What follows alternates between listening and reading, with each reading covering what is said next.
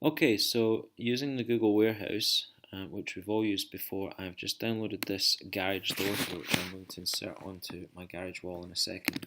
Now, what I'm going to do first of all is create an opening on this wall that should fit the garage door in there. So what I need to do is measure the width and height of the garage door so I can make an appropriately sized opening on the front of my building.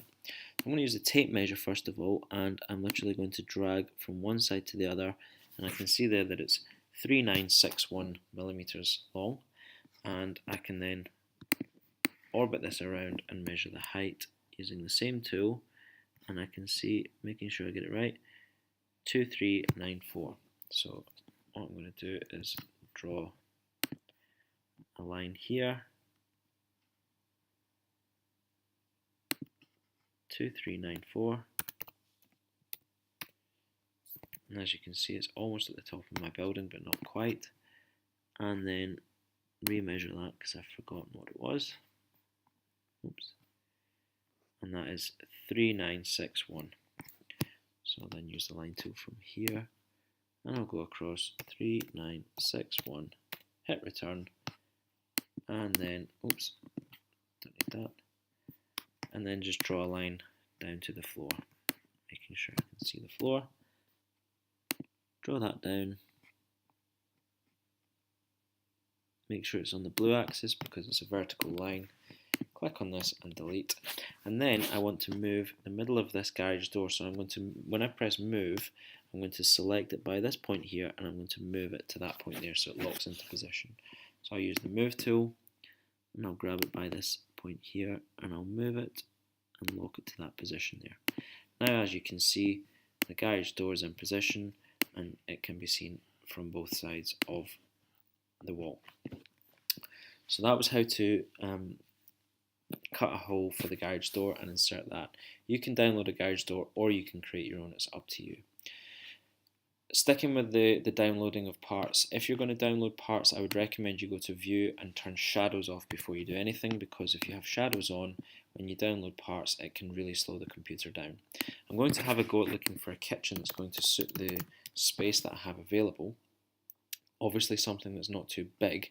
I'm bearing in mind that Mr. Smith was looking for a modern house, so I'm not going to spend too long looking through these options, but you can certainly use the warehouse to find a kitchen that you feel will be appropriate for Mr. Smith's home. The things that you'll need to check for are the size and style of the kitchen, for example. This one isn't especially modern, but I'm just going to use it for example purposes. Once I've clicked on download, I'm going to say OK, and once it's downloaded into the model, the first thing you'll have to do is rotate it into an appropriate orientation to fit in the space that's available. Some kitchens are also drawn too big or not to scale, and therefore they will not fit into your design. You can rescale them if you want using the scale tool, but I would actually recommend just downloading one that's the right size. Now, what you will notice when you do some work with downloaded components is that sometimes they have parts that you don't want, and you can delete those. So I'm just going to actually move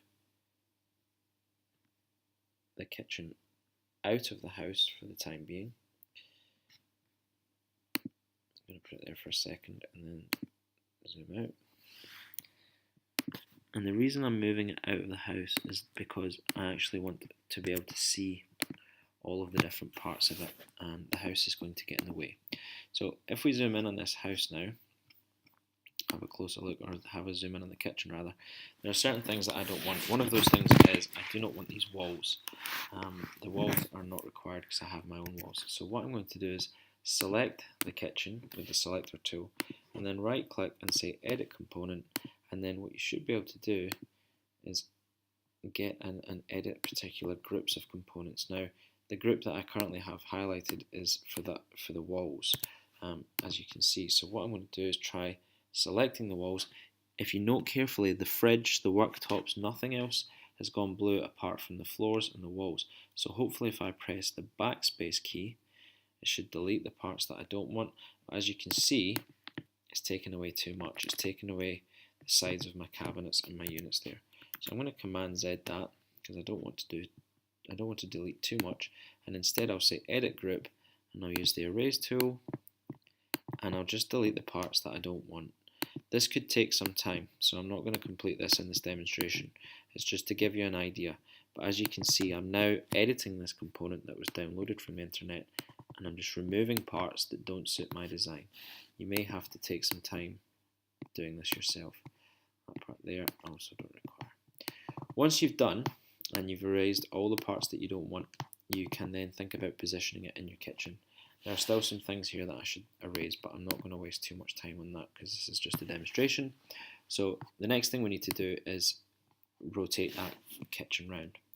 So I'm going to rotate it by 90 degrees. So I'm going to use the rotate tool. I'm going to click on the kitchen, but I'm going to make sure that the protractor is on the floor, and then draw a line, spin it 90 degrees. You can see it says 90 in the bottom right hand corner, and that has now spun that 90 degrees. I've still got this annoying line here, so what I might do very quickly is just right click, edit component,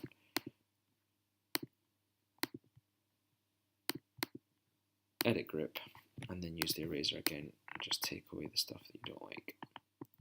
Sometimes it's quicker just to spend a bit more time looking for a kitchen that doesn't have walls and doors and things already drawn on. Right, so select again, and this time I want to move the kitchen so that this bottom corner here fits into the corner of my room. So I'm going to select, making sure I get the bottom corner. I think it's that part there. Oh, I think what I've done there is I've selected only part of the kitchen. That's better now. So move. Yep, I want the bottom right hand corner of the kitchen, which is there, if I can grab it. And I'm going to move that into the bottom right hand corner of the kitchen space that I've provided. So in other words, in there. This might take some further tweaking. You might find that your kitchen is levitating. Sometimes that can happen, or it's not where you thought it was initially. So sometimes you have to just tweak it by using the move tool. And as you can see, that is now looking not too bad. You can do this for downloading other components like furniture, beds, a bathroom, things like that as well. And don't forget as well, I showed you earlier how to change the colour of the floors, but also spend some time changing the colour of the walls. Some of the walls you may want tiled, others you may want to just use the colours tool and then choose some nice colours to paint the walls, decorate the walls.